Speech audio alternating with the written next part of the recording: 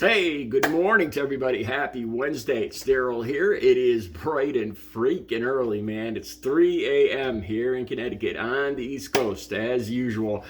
Okay, I'm out here early this morning because I had no doubt. This is one of the mornings where I knew exactly what story I was going to talk about this morning.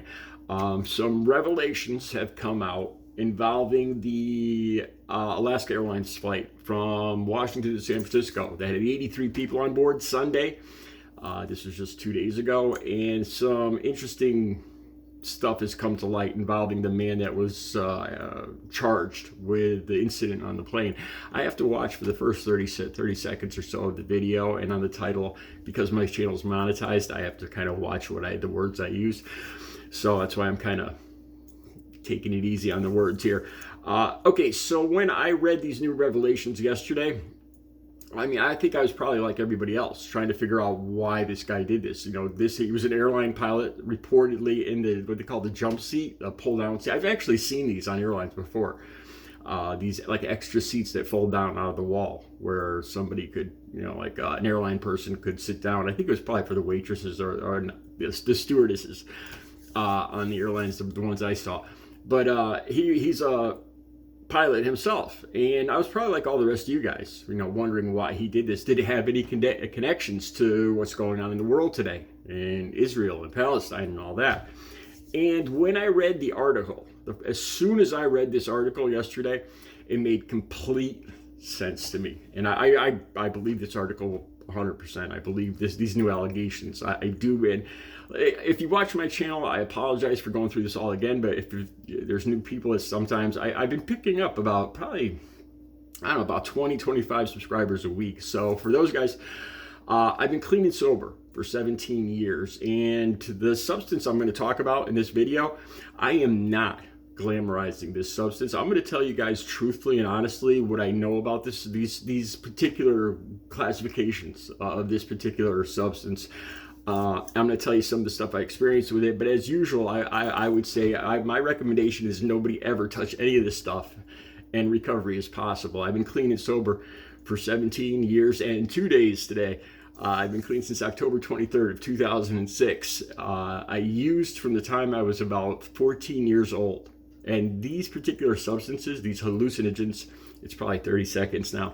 These magic mushrooms, LSD, mescaline, I used this stuff in high school basically. And then after high school, I kind of moved on to the hard stuff, cocaine, heroin. I dealt cocaine, rock, all that stuff. I've never done methamphetamines. It wasn't around. And I've never used fentanyl, because that stuff it wasn't that available. The weird thing here in Connecticut, this is bizarre. I don't know why this is. And I think it's still the same because I'm not involved in the culture right now. But as far as I know, there is little to no methamphetamine in Connecticut. It's all over the whole United States, but here in Connecticut, it's just crack cocaine. And it makes me wonder why that is, but that's for another video. Okay, let me fill you guys in on the latest allegations. You probably heard most of this already. This guy's name was Joseph D. Emerson, 44 years old, and he's a pilot himself for Alaska Airlines.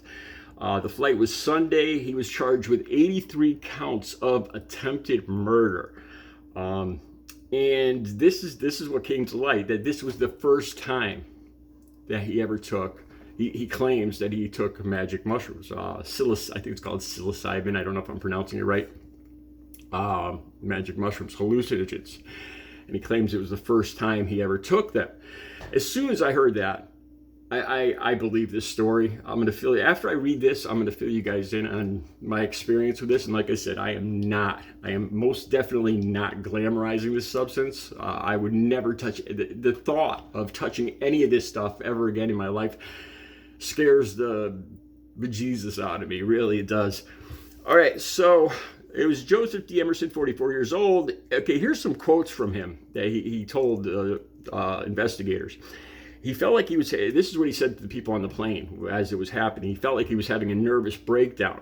And apparently he went up to he went forward to the cockpit and pulled these levers. These levers apparently are emergency shutoffs for the engines. And they start the fire extinguishers to put out if there's a fire in one of the engines. I didn't know that. This is what I read this morning. So I was wondering why there would be an emergency shutoff for an engine on a plane. Why would you? In what case would you be in the air and you shut off the engines? But now it makes sense that there's individual, they call them T handles, I think they're called, and you learn a lot doing this stuff, making these videos or watching these videos. And they shut off the engine and start the fire extinguishing process, the foam or whatever to put out if there's an engine fire. So that makes sense. And he tried to. I don't know if he actually pulled these handles, because kind of in some of these articles that's I'm not sure about that. And he was subdued. And this is some of the stuff he said after he was subdued. This is what the stewardesses and the pilots and the people on the plane told investigators. He said. He felt like he was having a nervous breakdown. He felt tired and dehydrated and had not slept in 40 hours. Now that's the part I can't understand, because like I said, I've used these substances before, and it does prevent sleep for the first, all the different substances I use, these hallucinogens. It was about 12, 16 hours. I can't imagine staying awake for 40 hours, but I don't know what else was going on in this guy's life. And these things, that's the thing about these things too. These things affect people way differently. And I've seen that in my life. I've never had a really bad experience with these things, the hallucinogens, but I've seen people that have, and it's terrifying to watch. I'll tell you about that in a minute. I was with a girl that was using these for the first time, and she just started freaking out, panicking, and she started pulling her hair out, literally pulling her hair out in bunches. I was about 23 years old, and this girl was about 18 or 19, and I had to watch her all night long to make sure she didn't do something. This was the first time she ever took these, and she just lost it.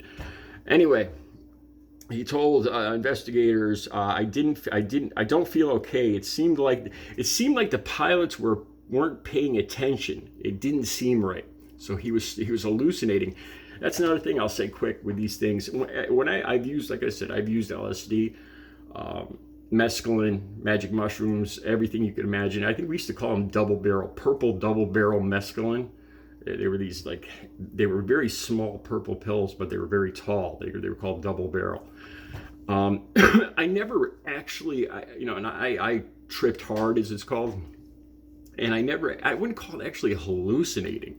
I never saw like pink elephants or anything like that. But, well, I'll get into that more in a second. The colors, the sounds, things looked different. I'll explain it more in a second. But, okay, so he said things didn't feel right. He pulled the emergency handles. He said, I thought I was dreaming, and I just wanted to wake up. And like I said, these are. I know exactly what he's talking about. The times that I use this stuff, I felt exactly different times. I felt what he's saying. I felt exactly. So when I read this article, it made complete sense to me, especially because it was his first time taking these.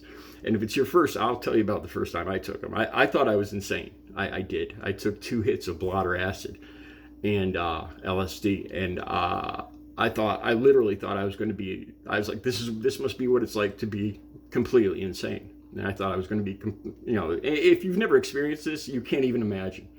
This is a quote I heard somebody say once, and it's like trying to explain to you guys, to somebody that's never used these things, and God bless you if you haven't. It's like trying to explain a rainbow to a blind person.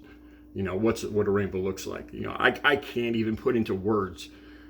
It's not like any other type of classification of drug. It's completely different, but all the same, it's very dangerous, and I would never recommend anybody take it, even in microdoses, but that's just my opinion. Okay, so he says he thought he was dreaming, and he just wanted to wake up. It was the first time he took these. After he was subdued, he said, you need to cuff me right now, or it's going to get bad, or it's going to be bad. This was after he was subdued. So he thought he was just gonna, like through the adrenaline, that he was just gonna lose it and bad things were gonna happen, i.e. people were gonna get hurt. Another flight attendant said, I messed up. Okay, So that pretty much sums it up. I mean, he was charged with 83 counts of attempted murder. Okay, let me fill you in.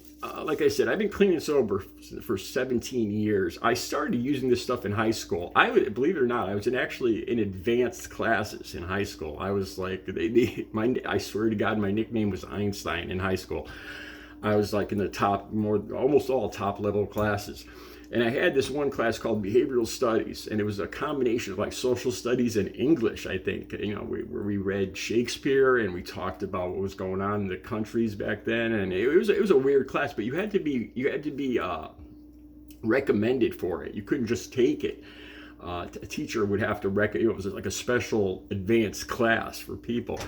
And believe it or not, I was in there. And I'll put a picture. I've probably used this picture before. I used to wear this shirt to school that said "Dazed and Confused," and I definitely didn't look like I belonged in these classes, but I was. And I did a 20-page term paper back then. It was my senior year, and I did a 20-page term paper for this class on LSD. And I had already used the substance. I didn't say that in the paper or anything. Let me fill you in. Like I said, I would never recommend this drug to anybody. It was extremely, all these classifications, mescaline, LSD, mushrooms, they're all classifications of hallucinogens, and they're all very, very powerful. If somebody's never used drugs, it's hard to explain. It's nothing like other drugs. With cocaine or fentanyl or heroin, those tend to numb you up or just change you physically. Like with cocaine, it speeds you up. Heroin slows you down.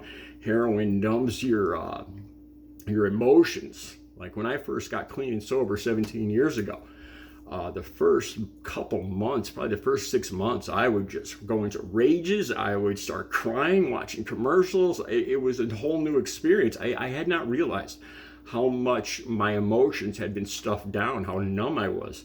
And then all of a sudden the emotions came back, and I just had no idea how to handle regular everyday emotions. And I just flew into all sorts of, I was all over the place.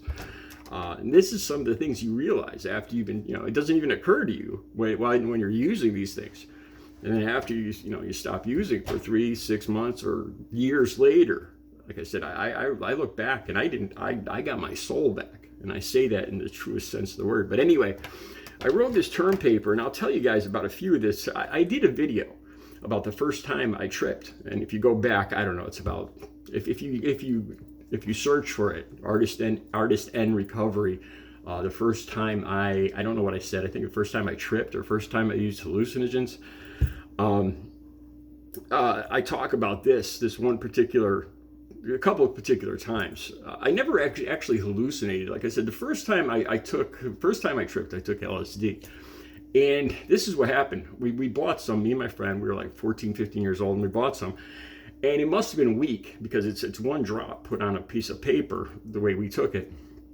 And it must have been old because it didn't do anything. So the next time we went, we bought 2 of a different kind, and it did work, and it was a lot stronger. It was way too strong. And this is what happened. I stayed over at my friend's house, and he had a big house, a split level house. And I told my mother I wasn't going to be home. I was sleeping over my friend's house. And well, here's the thing. I didn't tell her that. And then we dropped the acid, me and my friend, and it's starting to react. And I actually started seeing what they call trails, where you go like this, and every time somebody moved or walked, they would smear. I swear on the Bible, if you've never taken these drugs, like I said, and I'm not glamorizing this. When you first see this, it's kind of terrifying. The colors I saw colors that I never even knew existed. It compared to other drugs, if other drugs numb your brain, these just explode all the synapses or whatever they're called. It just opens everything up. It's like a flood of information, and your senses are just opened up.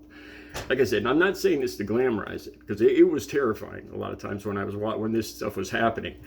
And I remember seeing my friend. He was wearing I still remember the shirt. This is 40 years ago, and I still remember he was wearing a Foreigner 4 T-shirt, a concert shirt, and it was blue arms and it was a white shirt with blue arms, a baseball jersey. And I saw him walking, and the shirt was smearing behind him as I watched him walk. The color just smeared, and you'd see literal, like I'd see like 20 hands following my hand like this, and bizarre stuff like that. The trees looked like green. I remember night fell, and then like I said, I realized that I hadn't called my mother. I hadn't told my mother I was actually sleeping over. So I called my mother up on the phone, and I was tripping at the time. And I was like all scared on the phone, and I'm seeing stuff, and I'm hallucinating. I'm like, Mom, I'm staying over Andy's house. And, she's like, what's wrong with you? And she's like, have you been drinking? And I, and that was like the opportunity, because I had no idea what I was going to, I would start laughing or crying in any second. And I said, yeah, I was drinking. That's what I told her. But I was totally panicking on the phone because I hadn't told her that I was actually sleeping over. I remember we're walking on the street and it's dark, and it's a regular paved road, and we're walking up to his house, and we look down at the road, regular tar, tar has little pebbles like in it. And when I looked down at this road and I saw the street light hitting this road, it looked like there were letters.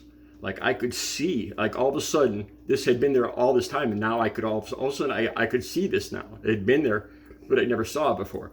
And there were letters, like Egyptian letters, like every pebble spelled out Egyptian letters going up the whole road. And I could actually show them to other people. I could be like, here's the T, and here's the, here's this shape, and it was just nothing but like Egyptian symbols in the pebbles going all the way up the road.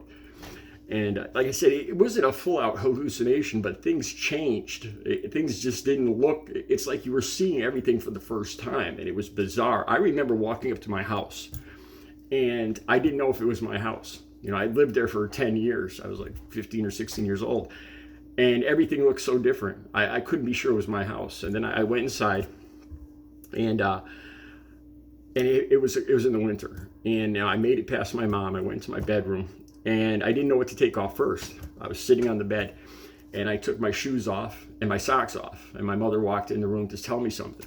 And I was sitting there with my shoes and my socks off. I still had my jacket on, my winter jacket, my hat, my gloves. I had taken my boots off, but my gloves still on. So I was sitting there with bare feet. I didn't know how to undress. I didn't remember what order I took my clothes off. And she's like, did your feet get wet? And, I was like, yeah, my feet got wet. That's it. Because I couldn't remember what order I took my shoes off. I also remember looking in the mirror, and that was one of the worst things. I would never, ever recommend to anybody taking any of these drugs. I'd never recommend taking them, period. But when I looked at myself in the mirror, it didn't look like me. Everything looked different, including myself. Like I wouldn't have recognized myself. I wouldn't have known who it's enough to really put you into a panic. What I remember is you had to be in a very safe place, a safe state of mind when we use these. Otherwise, things like this would or could happen, where you call it a bad trip, and it's just like a steamroller, where all of a sudden your adrenaline starts spiking.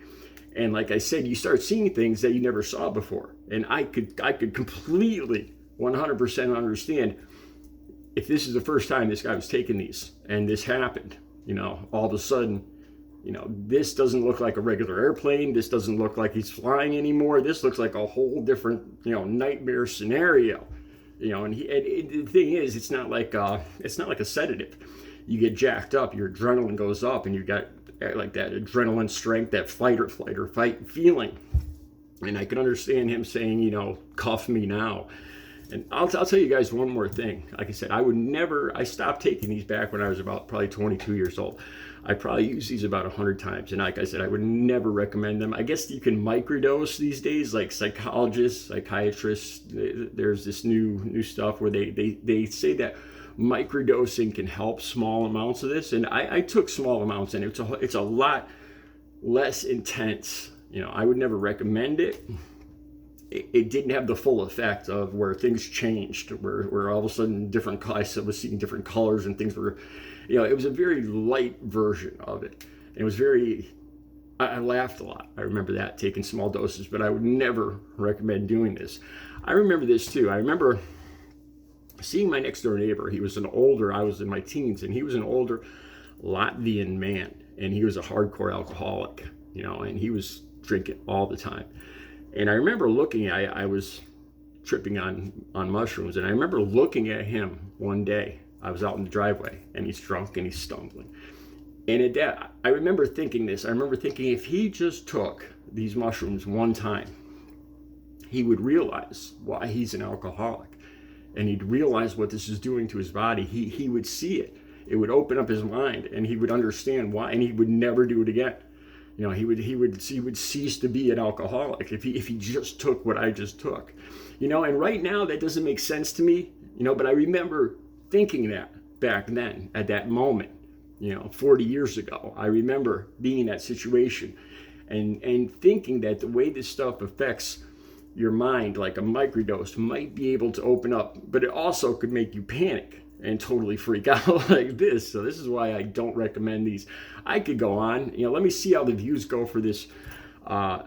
There's so many more things that happened that were just bizarre, and stuff that affected my friends that I use this stuff with to this day. I did a video talking about how one of my friends kind of freaked out, and he was never the same again till this day.